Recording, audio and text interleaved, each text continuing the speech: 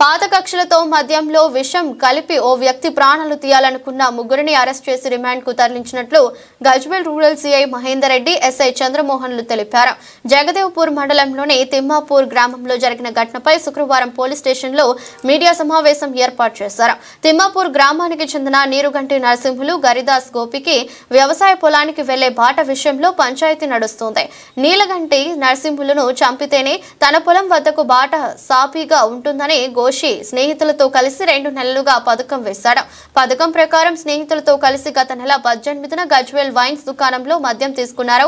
మద్యం సీసాలో గడ్డి మందు నివారణకు వాడే పురుగుల మందును కలిపి నీరుగంటి నరసింహులు గుడిసెలో పెట్టారు. అనుమానం రాకుండా పేకాట ముక్కలు మద్యం తాగిన గ్లాసులు పెట్టి రాత్రి వెళ్లిపోయారు.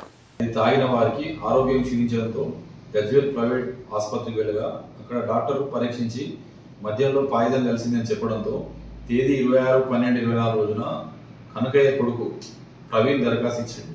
ఆ దరఖాస్తు మీద విచారణ చేసినటువంటి జగదేవ్పూర్ సబ్ ఇన్స్పెక్టర్ గారు కేసు నమోదు చేసి దాని విచారణలో భాగంగా తేదీ 18/12/24 రోజున రాత్రి అందాజ 9 గంటలకు తిమ్మాపూర్ గ్రామానికి చెందినటువంటి ముగ్గురు నేరస్తులు గరిదాస్ గోపి తండ్రి బాలమల్లు, రాచమల్లి స్వామి తండ్రి మల్లయ్య, గుంత మైలయ్య తండ్రి నరసయ్య అదే గ్రామానికి చెందిన నీరుగంటి నరసింహులు అనే వ్యక్తిని చంపాలనే ఉద్దేశంతో పాత గొడవలు మనసులో పెట్టుకుని గోపికి సంబంధించినటువంటి భూమి పంచాయతీ బాట పంచాయతీ విషయంలో మనసులో పెట్టుకుని అతన్ని చంపితే ఎవరు అడ్డు ఉండరనే ఉద్దేశంతో గత 2 నెలల నుంచి పై ముగ్గురు వ్యక్తులు పథకం వేసుకుని నీరుగంటి నరసింహులకు తాగుడు అలవాటు ఉన్నదని గ్రహించి తన బావి దగ్గర మద్యం సీసాలో పురుగుల మందు కలిగినట్టయితే అట్టి మందును తాగితే నరసింహులు చనిపోతాడని అనుకుని వారి పథకం ప్రకారం Gajwel wine shop permit room నుంచి తీసుకొచ్చినటువంటి ఖాళీ మద్యం సీసాలను పేకాడ ముక్కలను తీసుకుని వచ్చి అట్టి సీసాలో ఊర్లో కొనుక్కున్నటువంటి 2 ఓసి బాటిళ్లను ఖాళీ సీసాలో పోసి